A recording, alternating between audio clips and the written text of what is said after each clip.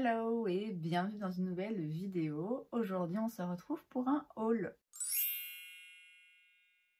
J'allais dire un petit haul et puis je me suis rendu compte qu'il y avait une vingtaine de produits devant moi. Je tiens à préciser qu'il y en a deux qui m'ont été offerts. Donc c'est un haul où en fait j'ai tout réuni dans une vidéo parce que cette dernière semaine j'ai acheté ci et là 2-3 petits trucs, notamment chez Kruidvat et chez Di. Et du coup j'ai voulu tout réunir au lieu de vous faire à chaque fois une vidéo où je vous montre deux trucs. Et puis j'ai passé commande aussi sur Boozy Shop où j'ai repris plein de produits Moira, donc je vais vous montrer tout ça. On va commencer avec les vernis parce qu'il y en a quand même quelques-uns. Je les ai déjà tous portés au moins une fois, hein. Vous les avez peut-être même sûrement vus en vidéo. J'en ai pris deux de chez Catrice, ils sont tous de chez Catrice, mais ça c'était une collection pour les fêtes. C'est un bleu pailleté et un doré, j'avais envie de quelque chose d'un petit peu festif et j'ai repris un rouge foncé. J'en avais un de chez H&M, mais alors H&M Beauty, je sais pas du tout où ils en sont. Moi il se fait vraiment vieux et vide, donc du coup j'en ai repris un de chez Catrice. J'ai aussi pris un nude un peu transparent, un peu rosé en fait, mais transparent, il faut mettre 2-3 couches pour que ça se voit. Parce que j'en ai un autre un petit peu plus beige, mais il commence à se vider aussi. Et puis j'ai pris un top coat un petit peu brillant. Je l'ai en fait aujourd'hui par-dessus un autre vernis plus blanc. Et ensuite j'ai pris une base qui blanchit un petit peu les ongles. Et j'ai repris aussi un top coat, un sèche-vite parce que le mien commençait à se vider. C'est toujours celui que je prends, je le trouve très bien, donc j'en ai repris un de réserve. Toujours en soin des ongles, mais chez Essence cette fois-ci, j'ai pris un petit produit pour retirer, pour repousser les cuticules, vous voyez, pour les assouplir un petit peu et retirer ce qu'il y a en trop. Je l'ai utilisé une fois, je suis pas certaine de l'efficacité ou l'utilité de ce genre de produit pour moi, mais écoutez, ça coûte 2 €. Je m'excuse si vous entendez un petit peu de bruit, mais bon, vous savez, je suis pas toute seule, donc 1000 excuses si ça dérange. On retourne chez Catrice, j'ai pris plusieurs produits. D'abord, j'ai repris un Under Eye Brightener, mais cette fois-ci en teinte un petit peu plus foncée, un petit peu plus orangée, pour voir pour voir la différence en fait. Pour voir lequel va le mieux fonctionner sur moi avec la couleur de mes cernes. Voilà, j'étais curieuse de le tester. J'ai aussi repris, je pense que je vous en ai parlé dans une vidéo récemment, j'ai repris le Glam & Doll Volume Mascara, mais sans tubing où ça sortir comme ça en petits morceaux et sans waterproof où c'est une galère à enlever. J'ai repris un Plumping Lip Liner mais dans la teinte 120 Stay Powerful parce qu'en fait j'avais un crayon rouge chez Huda mais je m'en suis débarrassée dans un tri récemment, pareil vous l'avez vu et je l'ai mentionné. Donc du coup j'ai repris un comme ça pour le remplacer. Et complètement inutile, j'ai repris un Liquid Lip Balm Marblelicious de chez Catrice toujours. Cette fois-ci dans la teinte 030 Don't Be Shaky. Moi j'en avais un qui était plutôt rosé. Et là c'est un nude. Ah ouais non, il est très joli. J'allais dire ça m'aura servi à rien. Mais si, c'est très joli. Très contente de l'avoir. J'ai vraiment beaucoup aimé ce produit. Je le trouve très agréable. Donc voilà, j'en ai repris un. Ensuite, on revient chez Essence. J'ai pris le Lash Princess Sculpted Volume Mascara. Parce que je l'avais à une époque, je l'aimais vraiment beaucoup. Moi, j'ai connu celui-là avant de découvrir le vert d'ailleurs. Donc, j'ai voulu me le reprendre. J'ai pris aussi le Fix It Like a Boss. C'est un gel à sourcils transparent. Franchement je doute, hein. Je doute, mais je voudrais bien refaire une vidéo full face essence. Et donc voilà, j'ai envie de tester ça, mais je suis sceptique avant même d'avoir commencé. Et ensuite j'ai pris le Brightening Under Eye Cream Chili Vanilla de chez Essence. C'est dans une collection là qui est sortie très récemment. Je vous en ai parlé dans un Will I Buy It il y a, je sais pas, 2 semaines. Et donc c'est un correcteur pour le dessous des yeux, mais c'est en version un peu plus liquide dans un tube. Ça a l'air quand même bien pigmenté, hein. J'étais curieuse de tester. Donc voilà, écoutez, ce sera bientôt chose faite. Chez NYX, j'ai pris le primer pore filler, mais en version stick. J'en ai entendu parler sur la chaîne de Salomé. Il me semble qu'à une époque j'avais le Pore Filler mais en tube version normale quoi. Et donc ici c'est en version stick. Je suis assez curieuse, ça a l'air pas mal hein, comme ça. Et en fait je l'ai acheté parce que il fallait que j'achète un liner à sourcils pour ma soeur. Et il y avait une promotion chez Di, le deuxième article unique c'était à 50%. Donc je me suis dit bon bah c'est con de pas en profiter.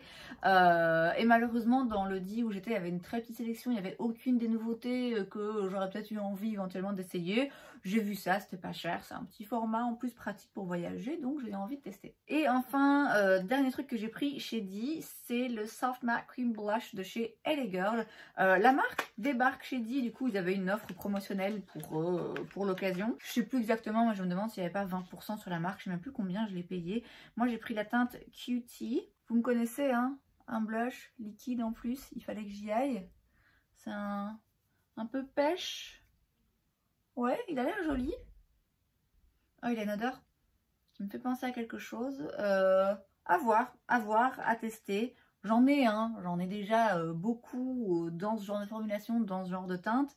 Mais écoutez, apparemment, je n'en ai pas encore assez. J'ai ensuite 2 produits chez Kiko. Alors ça, je ne les ai pas achetés, je les ai reçus pour Noël de la part de ma filleule. Donc pour commencer, j'ai le Smart Fusion Lip Pencil dans la teinte, si je la trouve, la teinte 34. C'est un nude un peu foncé, très jolie couleur, un peu terracotta. Très jolie couleur, donc à tester. Et j'ai aussi eu le 3D Hydro Lip Gloss dans la teinte 20. Il ressemble à ceci, très joli aussi. J'ai entendu dire du bien hein, des glosses de chez Kiko et ma foi c'est vrai que ouais. Ah ouais, il a l'air vraiment très très beau. Les deux vont très bien aller ensemble. Et alors dernière chose avant de passer aux produits Moira que j'ai pris sur Boozy Shop. J'ai fait une petite folie. Apparemment, je n'ai aucune parole. J'ai acheté la poudre Prisme Libre de chez Givenchy en petit format, du coup, dans la teinte de satin blanc. Je l'ai mis dans mes tops de l'année. Je vous en ai pas mal parlé ces derniers temps et je vous ai dit que ça me désolait vraiment parce que moi j'avais eu donc un échantillon mais dans la teinte 4 il me semble qui ne me correspondait pas vraiment et cet échantillon est resté dans mes tiroirs pendant très longtemps. Jusqu'à ce que je me décide enfin à l'utiliser là au mois de décembre. Et quand j'ai commencé à l'utiliser, je me suis dit merde, c'est la plus belle poudre que j'ai utilisée de toute mon existence. Et il se fait que j'ai justement décidé, peut-être 2 mois avant, de ne plus acheter que des produits qui soient des marques de marque cruelty free. C'est pas le cas de chez Givenchy. Donc c'est vrai que de base, je n'ai pas le droit. Je ne me donne pas le droit d'acheter de produits dans cette marque. Alors il ne faut pas croire que je considère les valeurs comme étant un menu à la carte où je choisis les jours où j'ai envie d'être cruelty free, je choisis les jours où j'ai envie d'être vegan. Globalement, je voudrais pouvoir l'être à 100% tout le temps. Mais pour le moment, voilà, pour moi, en ce qui me concerne, c'est pas possible. Alors certes, j'aurais pu faire sans. J'ai plein d'autres poudres. C'est pas quelque chose qui m'est nécessaire à mon bien-être. Mais écoutez, c'est encore une fois ma décision. Je le vis pas trop mal. J'essaie de me consoler en me disant bon, c'est un truc. C'est pas la fin du monde. C'est déjà bien mieux qu'il y a 6 mois d'ici, vous voyez. Donc bref. J'ai acheté cette petite poudre de chez Givenchy et j'ai hâte de l'utiliser parce que franchement l'échantillon je l'ai saigné, mais alors jusqu'au dernier grain de poudre. C'est un très beau produit. Si le côté cruelty free vous vous en foutez, mais allez-y, courez les yeux fermés. Le petit format je trouve ça plus intéressant en ce qui me concerne parce que bon déjà c'est cher. C'est grave cher comme marque. Et puis en plus, voilà, moi j'ai plein de poudres, même si celle-là, je sais que je vais très souvent l'utiliser. Voilà, a priori, j'avais pas besoin du grand format. On passe maintenant aux produits Moira. Alors je tiens quand même à vous préciser que j'avais de base dans mon panier, je sais pas, une quinzaine de produits que j'ai déjà testés hein, dans la marque, mais simplement dans des teintes différentes. Les fards à paupières en peau, les fards à paupières liquides, les crayons, enfin bref. J'avais vraiment envie de tout prendre dans toutes les teintes possibles et imaginables et j'ai été vraiment très raisonnable. Je n'ai pris que 8 produits.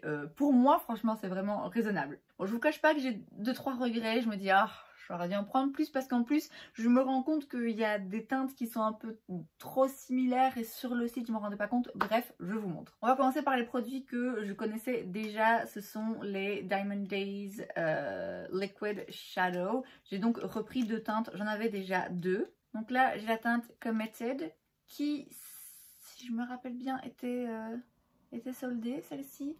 Donc là c'est moins pailleté, c'est quoique s'il y a quand même des paillettes, c'est un peu plus métallique, orangé comme ça, des couleurs que j'aime bien, qui me vont bien.